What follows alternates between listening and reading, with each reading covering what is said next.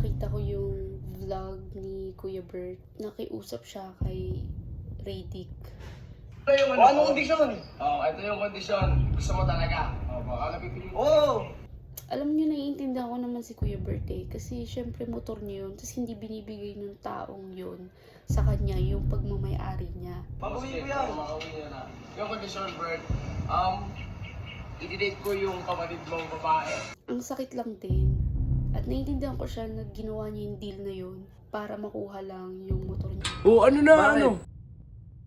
Didate ko na to si ano. Sandali, huwag Oo, mong hawakan. Huwag mo akong hawakan. Pinag-usapan natin, Bert. Ha? So guys, hello. Ngayon nakita ko yung vlog ni Kuya Bert na nakiusap siya kay Radic at nagkaroon sila ng deal. So, alam niyo, naiintindihan ko naman si Kuya Bert eh. Kasi syempre motor niya yun. Tapos hindi binibigay ng taong yun sa kanya yung pagmamayari niya. Kaya, ang sakit lang din. At naiintindihan ko siya na ginawa niya yung deal na yun para makuha lang yung motor niya. Kasi importante yun sa kanya eh. Yun yung, alam niyo yun, pinaghirapan niya yun eh. Ganun. Tapos, eto si Radic. Ang lakas ng trip, hindi niya binibigay yung hindi naman kanya. Binenta pa. Kaya, eto, panoorin yung video na nakipag-deal si Kuya Bert at mamaya yung opinion ko. Pagkatapos itong mapanood nyo lang yung short clip lang na kung saan in-explain niya yung deal nila. Anong kondisyon? Ito yung kondisyon. Gusto mo talaga? Baka napipili. Babawiin ko yan. Makauwi niya na. Yung kondisyon, Bert, i-date ko yung kapatid mong babae. Ayan. Ayan, di ba? Sinabi niya na i-date niya daw. I-date niya daw ako para makuha niya yung motor.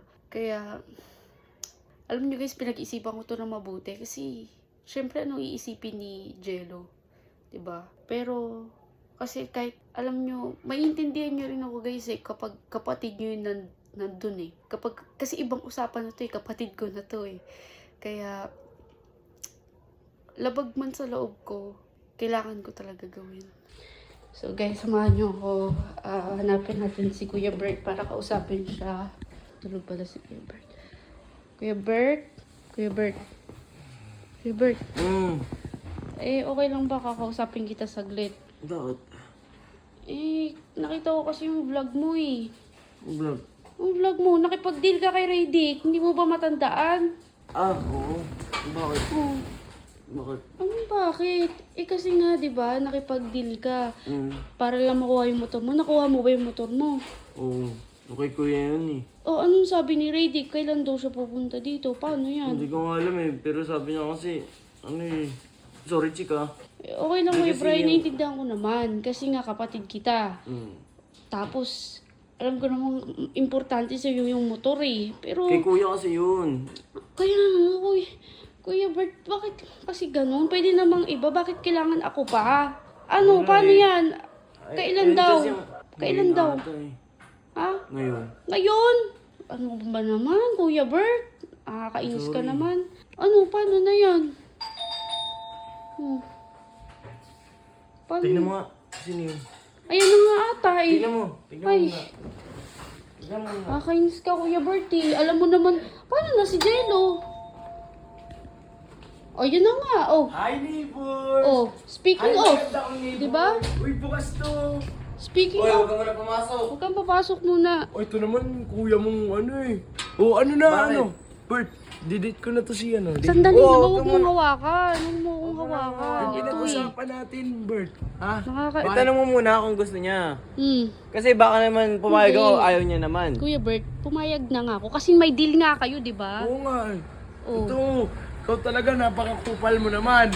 Sige na, Ay, paano yan? papayag ako, Radic. Pero, kasi paano na si Jello? Ano sasabihin nun? Ayun nga, hindi. Wala namang kaming kontrata. Wala kayo. Wala namang kaming Oh, wala kontrata. naman, pero pumayag ka. Pumayag kayo, hindi naman tayo. Huwag kang magaganon. Pumayag ka eh. O sige, papayag ako. Tara na. Anong tara na, hindi ngayon. Papaalam mo na ako kay hindi Jello. ngayon. Sige. Wala si Jello. Ba't ka ba kailangan magpaalam kay Jello? Eh, syempre. Kayo na? Hindi. Oh, hindi ba wala eh. Niloloko mo ako eh. Oh. Ayun naman. Hindi mo na kailangan magpaalam. Hindi. Huwag mo na ngayon. Ayaw pa niya. Oh, hindi. Pumayag na yung kuya. Oh. Yung pumayag yung kuya. Si Jello, napaalam mo nin. Uy. Magpapaalam ka sa kanya. Oh. Paano pag hindi pumayag yun?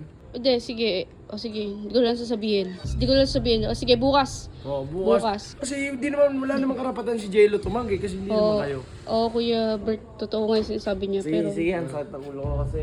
o sige. nasaan O, eh. lumayas ka na. Ayaw Sige kita na, nang sige na, kausap lumayas eh. ka muna. Lumayas ka na. Huwag ka nang bumalik hanggat Ganda talaga ng neighbors. Manahimik ka na.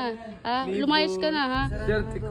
Lumayas ka, o pap. Kapal lang hininga na itong kuya mo eh. O bakit? Kapal lang hininga na. Saan ka pa galit ah? Tara na, hayaan mo na. Ilak mo, isusi mo yan, ha? Susi mo yan, ilak mo yan. Pumayag na nga kahit ganyan yung mukha mo. Pumayag na nga kay date yung kapatid ko eh. Uy, ewan ko ba dyan? Ang sama na mukha mo. Tara na nga.